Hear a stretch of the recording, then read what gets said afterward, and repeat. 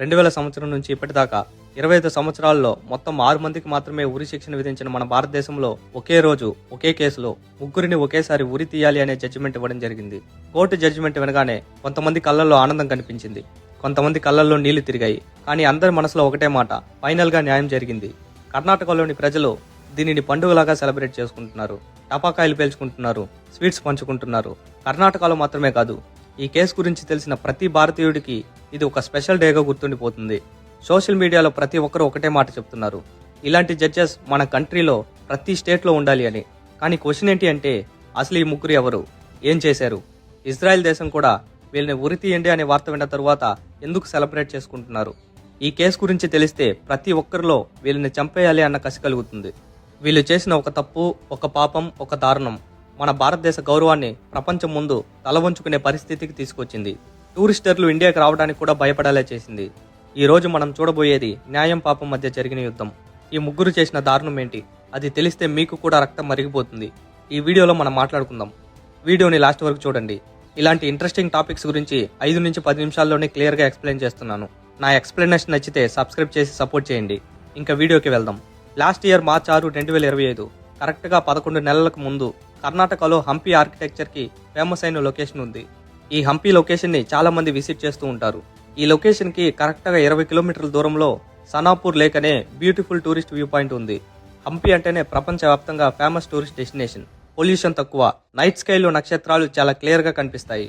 ఆ lake night వ్యూలో stars ని చూస్తే ప్రపంచంలో ఇంత బ్యూటిఫుల్ గా నక్షత్రాలు కనిపించవంటారు. ఆ సనాపూర్ లేక్ చుట్టూ ఫారినర్స్ విజిట్ చేస్తే ఉండటానికి హోమ్ స్టేస్ ఉంటాయి.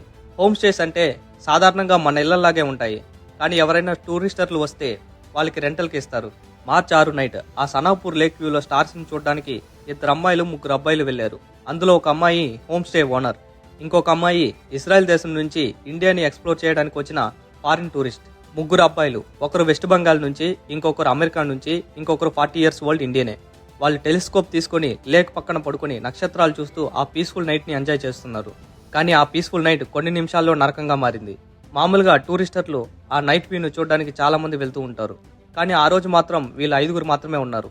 అదే సమయంలో మల్లేష్, సాయి, శరణప్ప అనే 3 వ్యక్తులు 20 నుంచి 25 మధ్యలో వీళ్ళ ఏజ్ ఉంటుంది.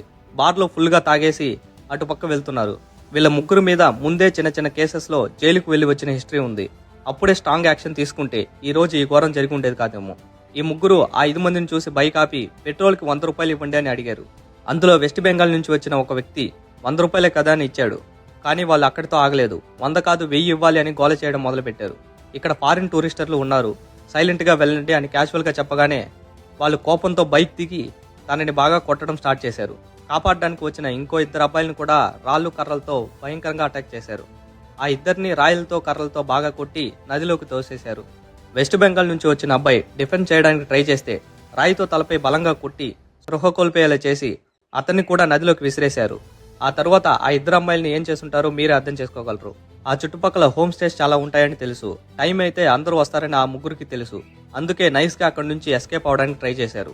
చుట్టుపక్కల వాళ్ళు ఆ సౌండ్స్ విని రావడంతో వాళ్ళ మీద అత్యాచారం చేసి పర్స్, ఎక్స్పెన్సివ్ ఐటమ్స్ కూడా దొంగతనం చేసి ఎస్కేప్ అయ్యారు. ఇంకా టైం అవుతుంది, దొరికిపోతామని భయపడి పారిపోయారు. అక్కడికి ఆ గ్రామస్తులు రాకముందే అక్కడ ఏమేం దారుణాలు జరగాలో జరిగిపోయాయి. 2 అమ్మాయిల్ని పాడు చేశారు, 3 కొట్టి నదిలో పడేశారు.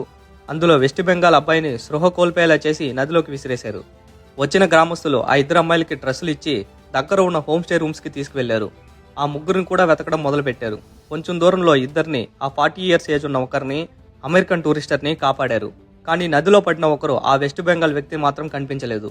నెక్స్ట్ డే వేరే ఊరి దగ్గర అతని బాడీ దొరికింది. ఆ 3 మీద కేసు ఫైల్ అయింది. కానీ చనిపోయిన అబ్బాయి తిరిగి వస్తాడా? రాడు. అత్యాచారం జరిగిన ఆ 2 జీవితం మళ్ళీ నార్మల్ అవుతుందా? కాదు. ఆ 3 అండర్ గ్రౌండ్కి వెళ్లిపోయారు.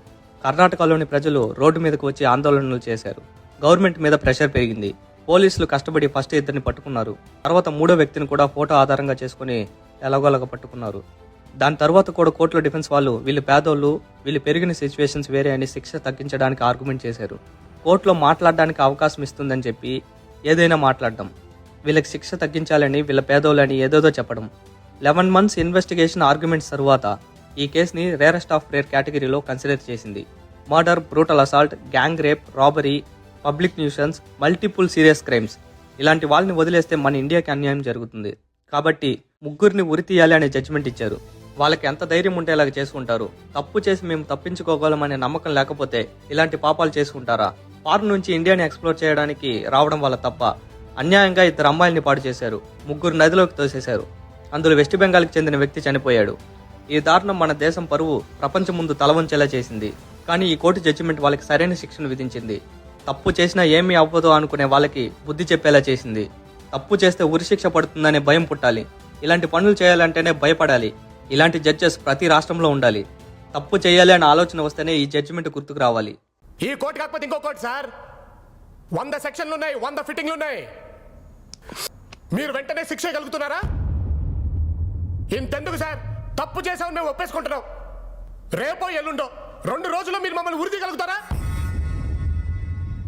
భారతదేశంలో ఎప్పుడు ఇలా జరగలేదు. 2 రోజులు ఊరు ఎలా తీస్తామని మీరే అంటారు సార్. ఆల్రెడీ ఈ కంట్రీలో ఉరి శిక్ష పడ్డ ఖైదీలు 52 మంది ఉన్నారు సార్.